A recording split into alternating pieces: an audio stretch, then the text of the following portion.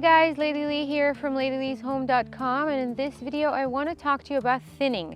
If you've been a gardener for a while, you probably know that this is one of the most important jobs that we have to do in the garden, simply because if each plant don't have the right amount of space to grow, then it won't. It won't grow, and we'll end up with lots of greens or some greens, and especially with root crops, nothing on the bottom.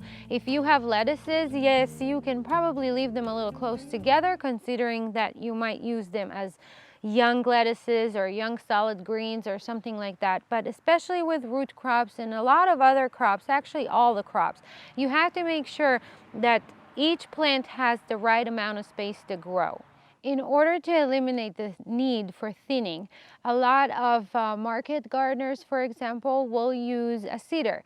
So if you use a precision seeder, then the seeder makes sure that you plant or direct plant your seeds in the right distance from one another. The thing is that in order to use a seeder, you have to have your garden in a certain setup that allows for that tool to be used. In the home garden, a lot of times our beds are shorter, maybe a seeder is just too expensive, or we grow in raised beds where we can't use a seeder and everything has to be hand sown. When we sow by hand, it's really hard to space the seeds in the right way or in the right distance from each other.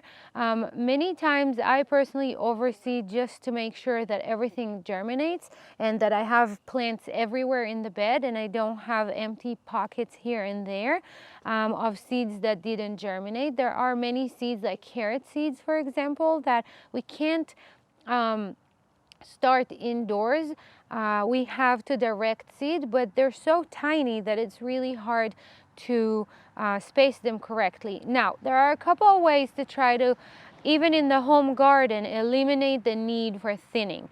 The first is to start as many of your crops indoors as you can. So there are things, again, like carrots, you know, things like that is not common to start indoors, but everything that you can, if you have the room and if you can, then it's really good to start indoors, because then you have more ability to monitor which plant germinated and to take care of the seedlings really well and baby them, you know, in the first few weeks.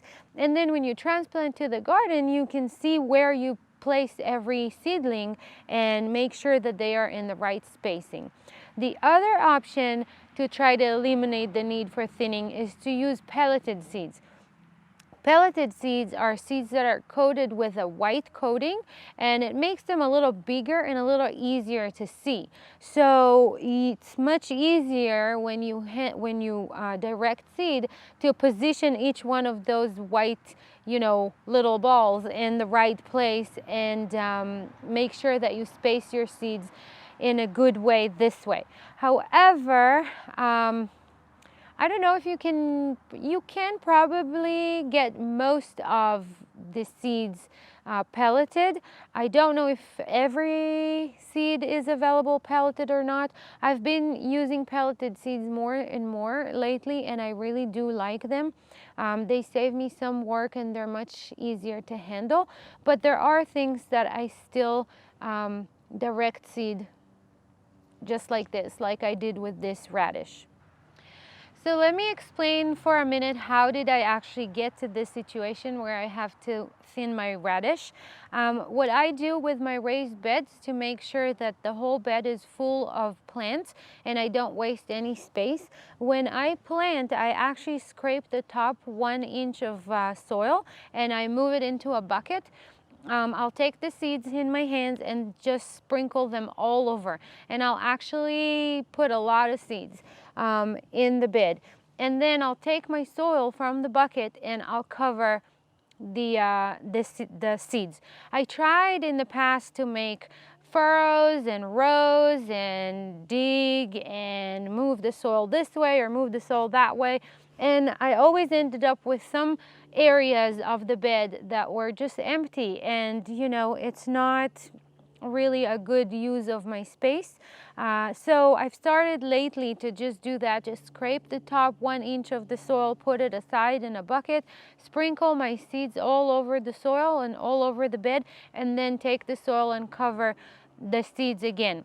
So there's no organization here. The whole bed is full of plants. There's no rows or anything like that. And I think that it works better for raised bed. This soil is really good here. I have a lot of compost, so it is able to support many plants, maybe more than, you know, if it wasn't really good, then I might need to do just 3 or 4 rows or something like that. But because it's very rich soil, I know that I can crowd the plants just a little bit more than usual. However, I really had a really good germination rate here, so I have a lot of plants, way too many. Now with radish, we want the radishes, for most variety of radishes, to be, for the plants to be about one inch from each other.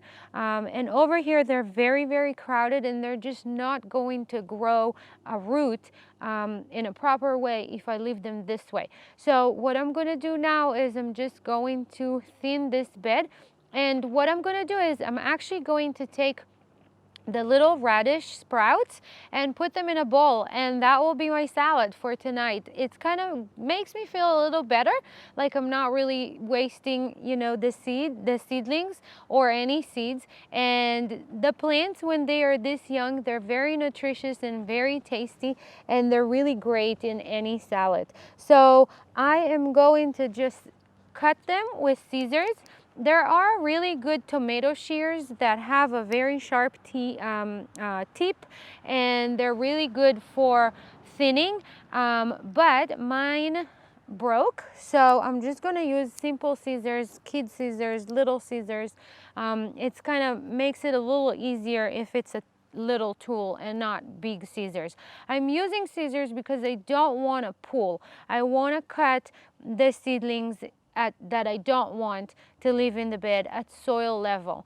The reason is, if I pull, then I might disturb the roots of the seedlings that I do want to keep, and that will cause them to maybe not grow the right way, or it might even kill them. So I'm not pulling.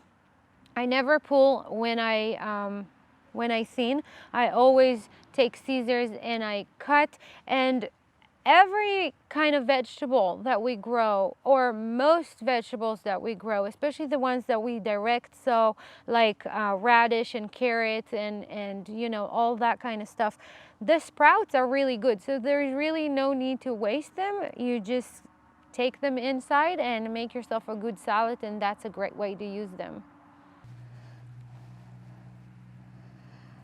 So this is really not a rocket science. I'm just going to go through and take some of the seedlings out. Again, I want to make sure for radishes that I have about an inch between the plants. I am looking to choose the healthiest plants. So whatever looks like it's good, it's a good and strong seedling, that's the one that I want to keep.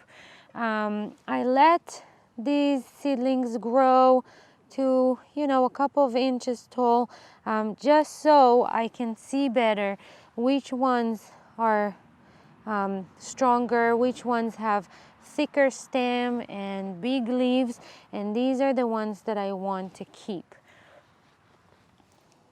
This takes some time, but again, it is a really important chore, and you'll see that once the bed is thinned, then in the next couple of weeks, the seedlings that are left are going to grow. You know, they're going to get a give you a big push of growing, and in just a couple of weeks, they're going to probably double their size. So I'm just going to keep on going here.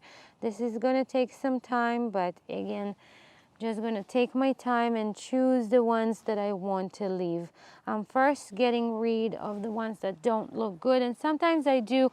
I go over it once, and then I have to go back again and just make sure that I didn't leave anything behind that is not supposed to stay. I have another video about thinning carrots, which is also a really important job to do, and with carrots I do it in a little bit of a different way, where I do a couple of stages for the thinning. So I'll link to that video below. But with radish, you know, it's pretty simple.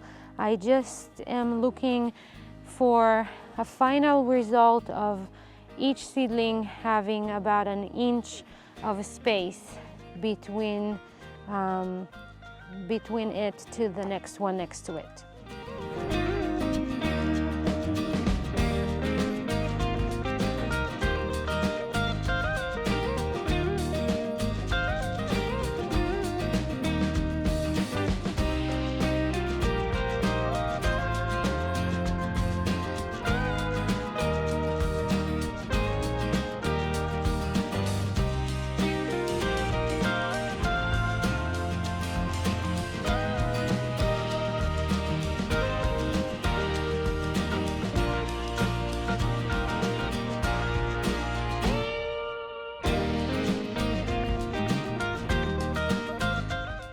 I'm gonna keep working, you guys. It's getting a little chilly and late, and I think that I really overreacted here.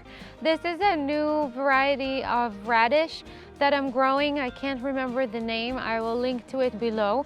And I wasn't sure, you know, because I never grown it before, and I think that I went a little overboard and planted way too many seeds here. So I have a little bit more work to do here, and I just wanted to remind you that on every seed packet that you buy, you can find the recommended spacing between each plant, and that is a good guide to show you and to tell you how do you need to thin your seedlings if you direct seed. Also, I have my gardening workbook that I will link to, and in it you have a table that shows you all of the recommended spacing for all of the garden vegetables. I have another bed right next to this one that I actually thinned. I planted them in the same time and I thinned last week, so you can see how much larger the seedlings are now after just a week after I thinned them. So also I got a little bit of my seedlings here for salad. So I will be going inside and making me a good salad soon, but I still have a little bit of work to do here.